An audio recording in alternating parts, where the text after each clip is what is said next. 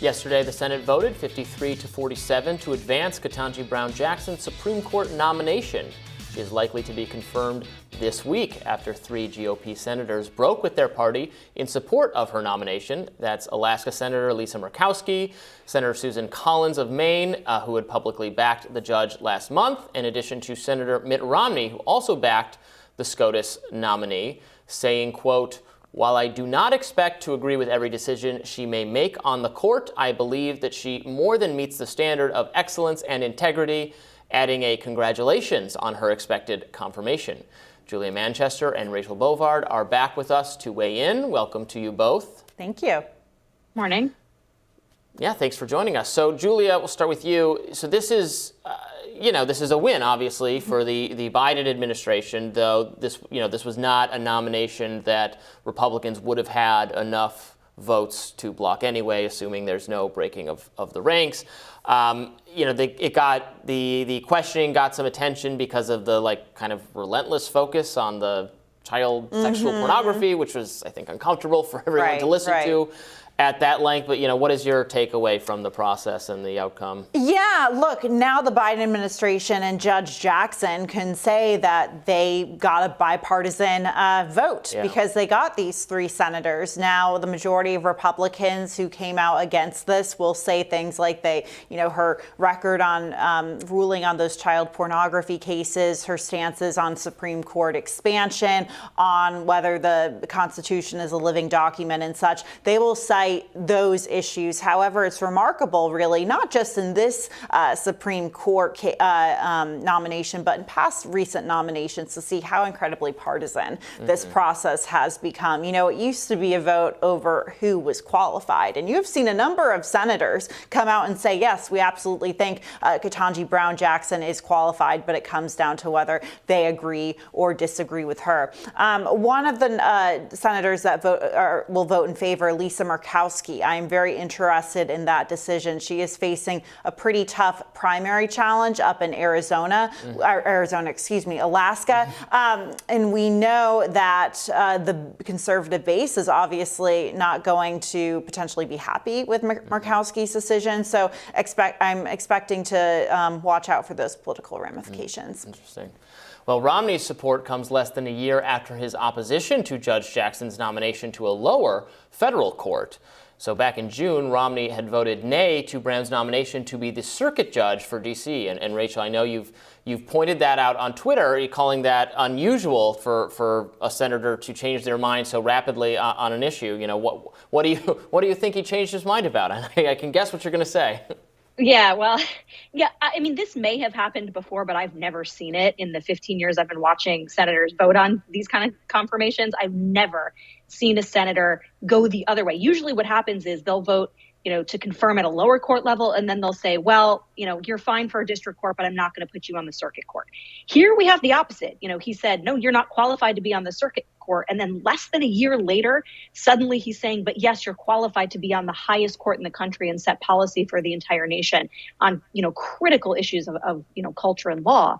So I am actually curious what in the last 10 months since that vote took place happened to change Mitt Romney's mind on Judge Ketanji Brown Jackson. And I don't think he's been asked, and I would love to know the answer. Well, let's be real. I think it's that he wants the accolades for having voted to confirm the first black woman to the Supreme Court, or doesn't want to have been remembered for voting against that. Now that his base of support is not Republicans, but Democrats or independent-minded people or people who like bipartisanship, he wants to be favorably remembered by them. That's what I think his thinking is. I think you're probably right, but if that's the case, then he should just say that, right? And stop bandying about this. Well, she's impeccably qualified. Well, she wasn't impeccably qualified 10 months ago. So, you should just say this out loud. But it's very interesting to watch Mitt Romney in this sequence of events, because in the last several months, he has voted with Democrats to continue to mask toddlers. He skipped the vote that Republicans would have won to defund vaccine mandates at the federal level. He refuses to endorse his senior state senator, Mike Lee, who's up for re-election. And now he's supporting Judge Jackson. I don't know what's going on with Mitt Romney, but I think the right is asking a lot of questions. Because when you look at Susan Collins and Lisa Murkowski, their votes are sort of, not unexpected in a sense. If you've watched them, this is sort of who they are. And depending on where you sit on the spectrum, it makes them, predictable moderates or complete rhinos, depending on where you are. But Mitt Romney has evolved, clearly. And I think that the right should be asking more questions about why. Right. I wanted to read, so you brought up Julia Lisa Murkowski. So she said, that her vote for the nominee rests on my rejection of the corrosive politicization of the review process for Supreme Court nominees, which on both sides of the aisle is growing worse and more detached from reality by the year. So I think that's a clear indication of what you were talking about, just how this process has gotten so kind of disgusting to witness. Yeah, on both sides. Yeah, absolutely, really. On both sides. And she's trying to make a statement that I'm voting for this person not just because I think she's qualified enough, but because I'm indicting this system. Right. It's a statement. It's definitely a statement. And like I said, I'm curious to see, that statement may go over well here in Washington, D.C. and maybe with other moderates, maybe liberals, Democrats. But I'm curious to see how that statement goes over with Alaska's conservative base. Murkowski was able, and you know more about this, I'm sure your memory is better than mine. She was able to win election last time, right? By going outside she was defeated in the primary and then ran a write-in campaign. Absolutely. Yeah. And she is seen, I think she's a staple in Alaska politics. Alaska's a very unique state. Look, she's known for being a moderate, like was said before. I mean, everyone knows who they're voting for. She's a staple. So I'm curious to see what her primary challenger, what the, people and organizations supporting her primary challenger, how they spin this. Because I'm assuming this will be spun against her in some way, but I'm also curious to see,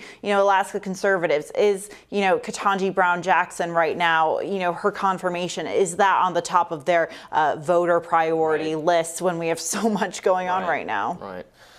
Rachel, do you think the senators consider, I'm sure they do to some extent, but I wonder how transparent it is in their thinking. They might just say, okay, in this case, we can't stop this nomination. The Republican senators, people like Collins and Murkowski, there's nothing we can do to stop this, presuming all the Democrats vote in unison. So why don't we might as well look, like we're these moderates whose votes are up for grabs because that is our branding. If push came to shove, like with the Kavanaugh hearing, right? Susan Collins stood up and gave this tremendous speech to help get that nomination through because she was needed for that. There's nothing they can actually do really to stop this nomination. So, why not look like sometimes we vote with Democrats, that kind of thing. Well, there was nothing really Democrats could do to stop the Kavanaugh nomination, but that didn't stop them from completely dragging that into the gutter. And to the point that's being made about where judicial confirmations stand now, the unraveling of the judicial confirmation process has been ongoing for the last, 20, 25 years. Really since Miguel Estrada, you could say, Robert Bork, but it's been, ongoing. The first Black woman to the Supreme Court could have been Janice Rogers Brown, but she was filibustered by Democrats. So this has just been an ongoing, I think, state of affairs. But I do think the Kavanaugh confirmation pushed it to a new level among Republicans. And I think the real proxy for that was Lindsey Graham. A senator who almost consistently voted for every Supreme Court nominee, no matter who it was. I think very famously voted for Sotomayor, for Justice Kagan, on the grounds that, presidents should have the person they think is qualified. And even he, at this point, is saying that process is broken. So this is just where we are. And, I've said a number of times, part of the problem is that Congress outsources all of our major cultural and legal questions to the Supreme Court, where Congress could solve these problems on their own. They don't. They don't want the accountability of doing so. They make the Supreme Court do it, and that's why these fights become so bitter. If Congress were to actually do its job, you might not see such antipathy around these confirmations, but until they do, it's going to continue to be like this. The Supreme Court is our actual legislature, and our legislature is just cable news. Yeah, exactly. Rachel, Julia, thank you so much for joining us. Thank you. Thank you. And we'll be back with more Rising right after this.